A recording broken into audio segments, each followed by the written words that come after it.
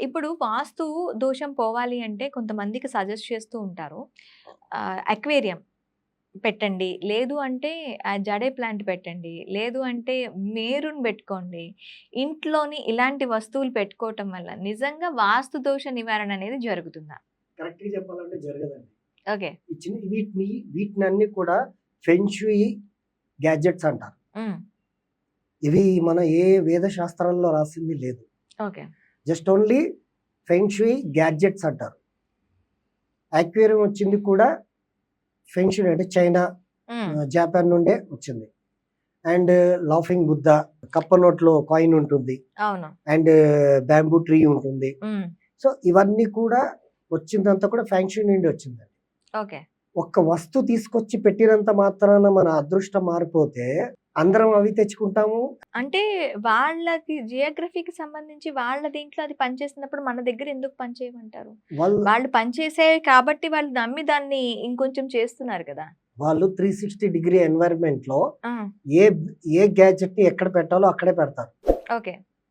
వాళ్ళు కరెక్ట్ గా కంపాస్ కంటే అడ్వాన్స్ గా మేము అప్పట్లో కంపాస్ తోటి మేము డిగ్రీస్ తీసేవాళ్ళం. హ్మ్. కానీ ఇప్పుడు అలా కాదు. యాక్చువల్లీ డిగ్రీస్ తీయాలంటే గూగుల్ ఎర్త్ నుండి బిల్డింగ్ ని మేము మెజర్ చేస్తాం. ఓకే. సో అలా పిన్ పాయింట్ ఎంత టిల్టెడ్ అనేది తెలుస్తుంది. హ్మ్. ఎగ్జాక్ట్ నార్త్ లోనే ఫిష్ అక్వేరియం అనేది పెట్టాలి. Okay. Exact north. Okay. By mistake తీసుకొచ్చి సౌత్ లో పెట్టామనుకోండి, హ్మ్. అది ఇచ్చే రిజల్ట్ కి ఆపోజిట్ రిజల్ట్ ఇస్తుంది. హ్మ్. అసలు కరెక్ట్ గా చెప్పాలంటే అక్వేరియం పెడితే ఏం రిజల్ట్ ఇస్తుందంటే క్యాష్ ఫ్లో ఉంటుంది ఇంట్లో.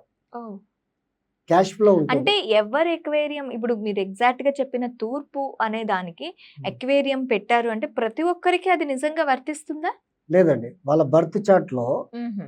సూర్యుడు గనక వీక్ ఉన్నాడు అనుకోండి, అక్వేరియం అనేది సూర్యుడిదే. అవును. నార్త్ లో మనం సూర్యుడు అండ్ చంద్రుడిని యాక్టివేట్ చేసినట్టు. హ్మ్. సూర్య చంద్రులు ఈయనకు జాతకంలో వీక్ ఉన్నాడు అనుకోండి, ఈయన సపోజ్ ఏది వృషభ లగ్నంలోనో తులా లగ్నంలో జన్మించాడు అనుకోండి, ఓకే. ఒక 2 గ్రూప్ ఆఫ్ గ్రహాలు ఉంటాయి. సూర్యుడు, చంద్రుడు, కుజుడు, గురు, వీళ్ళు ఒక గ్రూప్ ఉంటారు. ఓకే. శుక్రుడు, శని, రాహు, కేతు వీళ్ళు ఒక గ్రూప్ ఉంటారు. సో ఈ గ్రూప్ లో జన్మించిన వాళ్ళు తీసుకొచ్చి అవి పెట్టారనుకోండి, యాంటీ రిజల్టే వస్తుంది. అంటే మాక్సిమం వాళ్ళ బర్త్ చార్ట్ ని బట్టి కూడాను ఈ థింగ్స్ అనేవి అంటే మనకి బ్యాంబూ ట్రీ కానీ ఇవి కానీ మనం పెట్టుకోవాలి అంటారు. 100%. Thank you.